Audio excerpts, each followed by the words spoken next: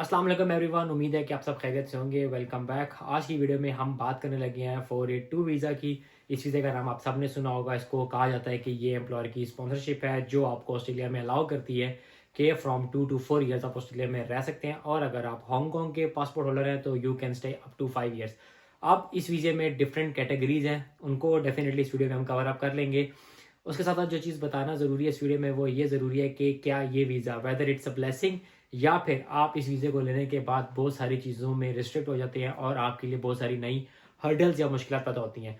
इस वीज़े को हम डेफिनेटली उस बंदे के पर्सपेक्टिव से भी या उस कैंडिडेट के पर्सपेक्टिव से भी देखेंगे जो ऑनशोर विद इन ऑस्ट्रेलिया है, और हम इस वीज़े को उस बंदे के पर्सपेक्टिव से भी देखेंगे जो आउटसाइड ऑस्ट्रेलिया है। मूविंग फॉरवर्ड हम ये भी देख लेंगे कि अगर आपका ये वीज़ा चल रहा है और उसके ड्यूरेशन में आपकी जॉब जाती है, या फॉर एग्जांपल जॉब का एम्प्लॉयर उसका बिजनेस जो है वो कोलैप्स कर जाता है या फिर आपको जॉब से निकाल दिया जाता है, तो आपके पास क्या ऑप्शन बचती हैं, उसके बाद आपको क्या करना है। तो सबसे पहले चल लेते हैं 482 वीज़ा को कहा जाता है स्किल इन डिमांड वीज़ा। इसमें 4 तरह की कैटेगरीज है, जिसमें सबसे पहले आती है कोर स्किल वीज़ा, दूसरे नंबर पे आती है आपकी specialist skills visa, third number पे आती है लेबर एग्रीमेंट स्ट्रीम, और चौथे नंबर पे आती है सब्सिक्वेंट एंट्रेंट। इसमें सबसे आसान समझाने का जो तरीका है, सबसे आसान जो वीज़ा कैटेगरी है दैट्स इज सब्सिक्वेंट एंट्रेंट।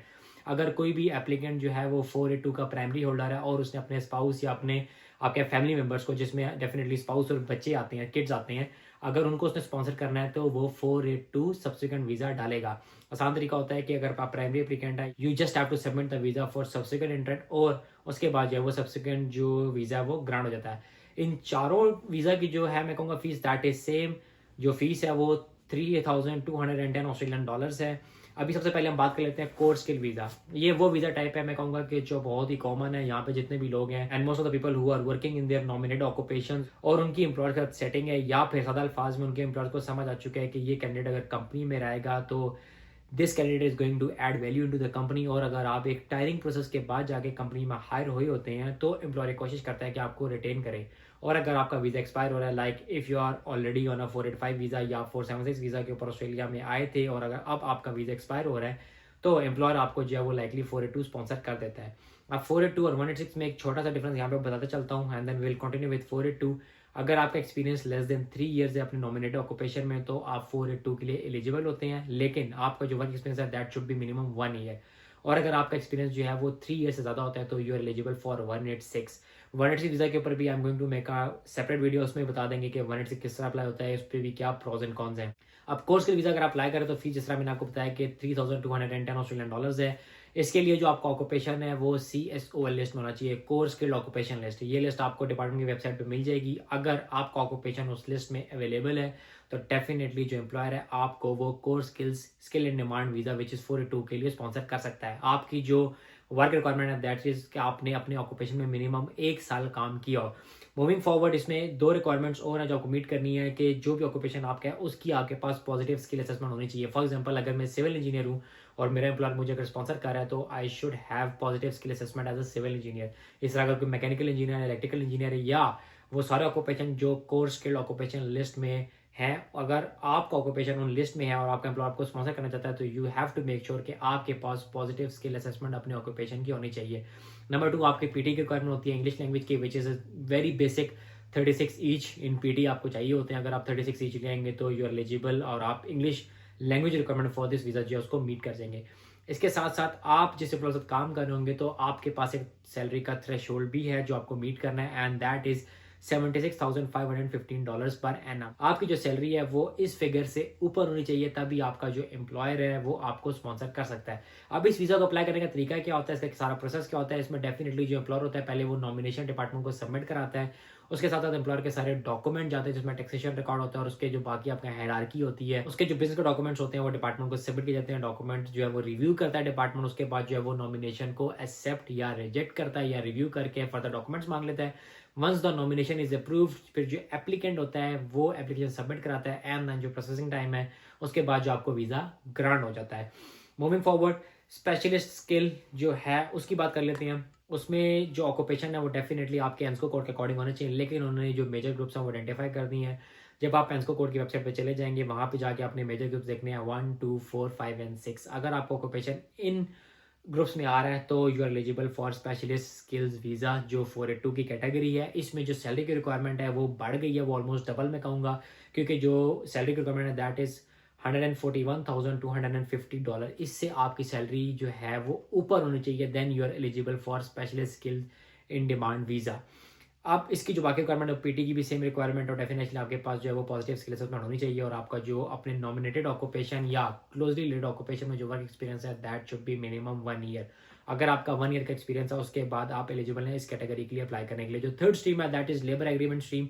इसमें जो आपका एम्प्लॉयर होगा उसका जो लेबर एग्रीमेंट होना चाहिए विद द ऑस्ट्रेलियन गवर्नमेंट।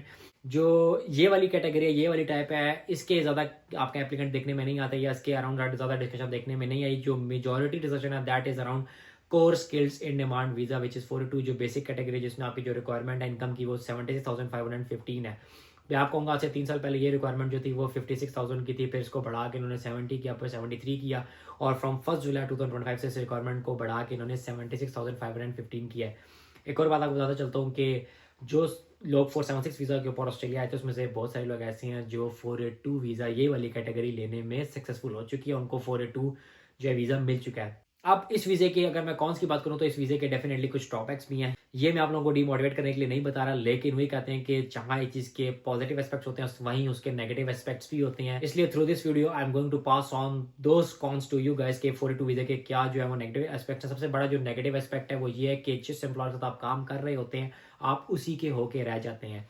आप उस एम्प्लॉयर के अलावा कोई और काम नहीं कर सकते, कोई और जॉब नहीं कर सकते, और जो आपका ऑक्यूपेशन होता है उसके अलावा आप कोई और जॉब नहीं कर सकते। फॉर एग्जांपल अगर आप सिविल इंजीनियर या मैकेनिकल इंजीनियर या इलेक्ट्रिकल इंजीनियर के ऊपर आपको जो है 482 वीज़ा मिला है, आप सिक्योरिटी की जॉब नहीं कर सकते, आप जो है वो किसी रेस्टोरेंट में जॉब नहीं कर सकते, आप कहें कि आईटी की जॉब नहीं कर सकते, आप कोई और जॉब नहीं कर सकते।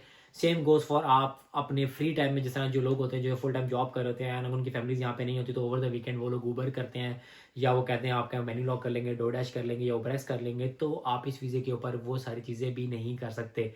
इट मीन जब आपको 482 वीज़ा ग्रांट हो जाता है उसके बाद सिर्फ और सिर्फ आप जो हैं अपने एम्प्लॉयर के लिए काम कर सकते हैं, उसके अलावा आप कोई और काम नहीं कर सकते। So this is one of the biggest drawback of this visa के आप टेक्निकली जो है वो सिर्फ उसी एम्प्लॉयर के होके रह जाते हैं। आपको उस एम्प्लॉयर की हर बात सुननी पड़ती है। अब ये वीज़ा 2 साल का भी होता है और 4 साल का भी होता है। It depends between you and your employer के वो आपको 2 साल का वीज़ा लेके दे रहा है या फिर 4 साल का वीज़ा लेके दे रहा है। मेरी रिकमेंडेशन अगर पूछेंगे, मैं कहता हूँ कि अगर आपके एम्प्लॉयर से बात हो चुकी है और फॉर एग्जांपल आपके पास कोई और ऑप्शन नज़र नहीं आ रहा और employer is ready to sponsor you, तो आप कोशिश करें कि आप 4 साल का जो वीज़ा उसको अवेल करें, 4 साल का वीज़ा जो है लें। 4 साल का वीज़ा आप ले लेंगे तो एटलीस्ट आपके पास पीस ऑफ माइंड होगा कि मुझे 4 साल मिल गए हैं। इन दैट ड्यूरेशन आप अपने जो दूसरे रास्ते हैं पीआर लेने के, लाइक 190, 189, 491 या जो डिफरेंट स्ट्रीम्स होती हैं, इवन आप 2 साल का मजीद एक्सपीरियंस लेने के बाद after getting 3 years of experience you are eligible to get 186 visa. आप इसी एम्प्लॉयर से जो है वो 186 वीज़े की बात कर सकते हैं। इसलिए हमारी रिकमेंडेशन इज़ अगर आप 482 वीज़ा ले रहे हैं तो ये सारी चीज़ों का आपने ख्याल रखना है कि आप अपने ऑक्यूपेशन के अलावा किसी और ऑक्यूपेशन में जॉब नहीं कर सकते, आप उसी एम्प्लॉयर के होकर रह जाएंगे। तो you have to make sure कि आपका जो वर्क प्लेस है you are getting your rights, you are getting a fair share, आपको जो पे है वो फेयर मिल रही है, आपका एम्प्लॉयर आपको स्ट्रेस नहीं कर रहा, आपका वो एडवांटेज नहीं ले रहा। ये जो सारी चीज़ें हैं, ये जो सारी चेंजेस हैं, डेफिनेटली ये as a part of migration strategy जो 2023 दिसंबर में रिलीज हुई थी उसमें भी आई थी। यही वजह थी कि इन्होंने जो है वो स्ट्रीम्स इनकम के हिसाब से एलोकेट कर दी हैं। एक मकसद था कि ये चीज़ इंश्योर करवाएं कि जो एम्प्लॉयर्स हैं they are not taking the benefit of their employees. इसलिए आप लोग जब भी इस वीज़े के लिए अप्लाई करना चाहें या अगर आपका एम्प्लॉयर रेडी है to sponsor you, make sure करना है कि जो आपका वर्क प्लेस है that's right for you, because you are going to commit yourself for another 2 to 4 years। अब इनकेस आपके जो वीज़े की ड्यूरेशन है, if you are not going to work with your employer या अगर आपके एम्प्लॉयर का बिजनेस खत्म हो जाता है, like I said in the start of the video, तो आपके पास क्या ऑप्शन बच जाती हैं, क्या लीगलिटीज़ हैं या क्या रेगुलेशंस हैं जिनको आपको फॉलो करना है। I am going to make another video जिसमें मैं बता दूंगा कि what if you are not going to work with your current employer और if your employer goes bankrupt या उसकी कंपनी बंद हो गई है, so what options you are left with. So मिलते हैं अगली वीडियो में, तब तक अपना ख्याल रखिएगा। अल्लाह हाफिज़।